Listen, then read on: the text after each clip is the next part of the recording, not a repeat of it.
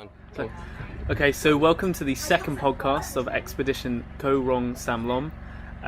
Today we've got 4 people around the table. We've got... Do you want to introduce yourselves? Hi, I'm Harrison Bates. I'm Director of Media.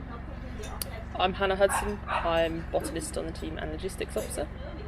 I'm Ben Toulson. I'm Expedition Leader and I'm studying the amphibians and reptiles. And I'm Edward Ivney Cook, entomologist and communications and social media officer. Great. Done. So unlike last time when we said we were going to do a video podcast and we didn't, this time we have done a video podcast and provided we can get around to editing it. Yeah, that's nice. So we've been here, what, two weeks in Cambodia now? Yep. 1 week? 1 week here. Yep. 1 week in Phnom Penh. Mm-hmm. Do you want to tell them what we did in the first week? First week we got ready for this week Yeah. by getting any kit that we didn't already have. Visas extended. A little bit of touristy things. Had the local cuisine. Just a what bit. else did we do? Just a It tad. seems like an age ago. Yeah, we basically just readied ourselves for... Yeah, just went to a couple of markets to get... And also we had those meetings with Fauna and Flora International and with the University of Cambodia. Yep. Mm-hmm. Met with our Cambodian students and their vice dean. So it was a lot of meeting people. It was good, especially considering most of them we'd only known through emails for about a year. So it's good to finally meet people face to face. I'm still getting his name wrong. Barry. It's Barry, isn't it? Yes, it Barry is. Mulligan, yeah. I remember that. Yeah, that was a really good meeting. I really enjoyed that. That was cool. That was Yeah. actually where I first found out that there might be carnivorous plants on the island. Mhm. And there are. Yeah. Oh, that was Unison. That was perfectly timed. That wasn't So- even rehearsed. So cool. We're all just so excited about it. And you're both just crumping your hair at the same time. You guys. I take a two. Hannah and I have had a lot of time together. Yeah. Yeah. So that meeting with Barry was really insightful, particularly because of the herpetologist expert that he had sort of giving advice to Ben, Mm-hmm. Yeah. and the fact that we've got the last book, and we've been entrusted with making sure it doesn't get The last, destroyed. the last guide to the amphibians of Cambodia that they have, Yeah. and they've let us take it out here. So that was nice of them. No pressure. No, it's fine. No, it's very safe. Yeah. Tucked away in the cabin. Under lock and key. Yes. Well. Close enough. Close enough. Huttonwood. Yeah. Yeah, exactly. There was no big storm. And we went to the university. Yep, Royal University of Phnom Penh, and we're going to go to the Royal University of Agriculture after we've finished as well. To that's where all our Cambodian students are from. So we're going to go see them. So we've got 8 in total Mm. that have been helping us, because we've been on this island for a week so far, and they've been helping us with basically doing transects or sorting everything out, and they've been really useful so far. Yes. Because they seem to have tons of enthusiasm, especially for invertebrates, Yeah. running Yeah. around, Grabbing running around things. just grabbing invertebrates left, right, and centre. I mean, they told me they've got no field experience at all, but they're really good. Yeah. Like, and they're really savvy when it comes to jungle tracking. Very Yes. resourceful, Yeah. which is great. Makes it a lot Yeah. easier for the rest of us. They're also super fit, and it's hard to keep up. But I know, so we've been on three hikes. Already, was it? I think you guys, you've done 3, and did the other one the other day with them. First one wasn't really a hike. It was Okay, a stroll. true. Yeah, the first one was stroll. 2.5. Yeah, And so 3. we've gone through all the different habitats. There's a lowland area, and then a couple of different jungle areas. And then I went out with just me and the Cambodian students. Just went halfway down the island the other day, which took about 3 or 4 hours. So did you go to the middle Yeah, bit of the island where they haven't really been before? yeah. We went a really. We were following the treks and the trails, and then they just ran out. Yeah. So- you just went through. We just used the compass and the GPS and Isn't it? winged Yeah. it. Did That's you the see great- any of the clearings that Barry had No. talked about? I don't think we were quite in the right area for that.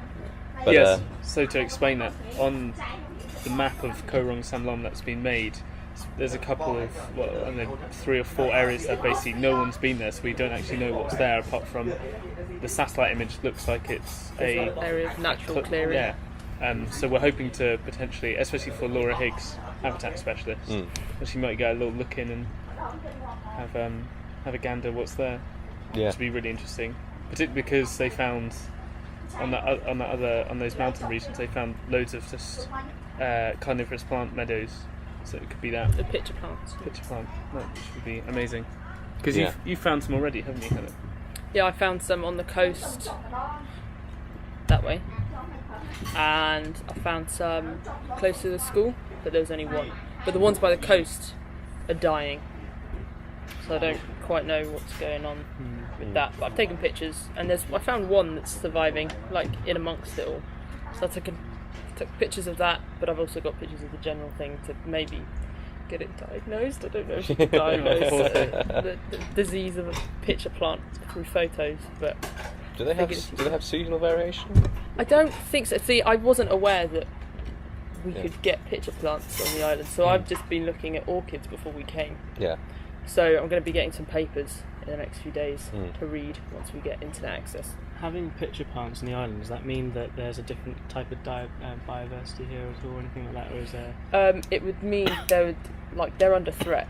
Like they're really badly under threat because the commercial price of them is quite good. From what I've read of it, of the little things that Berry gave me, it looks as though when you find them, there was one example, I can't remember which country it was, but they found either a new species or a new species to the area of pitcher plants, and by the time the experts had got there, they'd all been dug up and sold for commercial. So they're pretty endangered. Because you go to school fairs sometimes and you see not necessarily pitcher plants, but like Venus flytraps. I guess you don't get that kind of. I mean, and they're so cool in the how they work. Oh, they're amazing. So I'll probably go on that walk that you did and look out for pitcher plants and orchids. Yeah. So it'll probably take a lot longer. Because you found some orchids on that coastal path as well. Yeah, we have found some orchids. Not many, but I don't think we're expected to find many because it's not flowering. Yeah. I mean, some obviously are in flower because we've seen them. Oh, so. Pretty cat. I've been expecting you, Mr. Bond. Just so that people are watching this. I found a cat. There is very cute animals on our island. And that's one for the mammal list. Yeah, mammal list. So how? So you sort of updated us on plants. How is amphibians going? Amphibians going well. Did our first proper survey yesterday, and just starting on the edge of the jungle before we started working in. But we found a lot of frogs in the night and a snake who was trying to eat the frog. Oh, really? Yeah. I nearly leant on him. I could hear some frogs somewhere, and so I went to. It was sort of uneven ground. And I went to lean on this tree just to get a better look. And as I put my arm down, I saw this little tail. It's like, take that away. Do you know what sort of snake it was? Or? Yeah. Not entirely sure, but a green cat snake, possibly, or a green tree snake, possibly. But yeah, we'll send it off and. Yeah, send it off to the people that are really know their stuff. So how do you do your transects with the amphibians? Do you walk along? The way I've always done them before is go to a good area like a pond or a river. You do a visual survey for half an hour, just walking around. So we so we were there last night. But these ones we found were all very vocal, so it made them a lot easier to find. Yeah. We just wandered around to see what we could find, and then we got a sort of Pyrex dish which we can put them in, so that we can photograph them underneath for ID purposes and get all the different angles, and then it gives us a good idea of what we've got. And what time do you go out? Last night we went out. It's about 8 o'clock, so it was quite dark. I think tonight we're going to do it again a bit earlier, at dusk. Okay. I mean, it shouldn't make much of a difference, but it's just, it's a lot easier to find them in the dark, and they're starting to cool more, and they show up quite well as well under a head torch. So well, especially when you've got your head torch. Yeah, Light of thousands. The brighter, as bright as day head torch. Yeah, Ridiculous. they should change the batteries in that. Don't forget. Well, it's on video now. Yeah, so. exactly.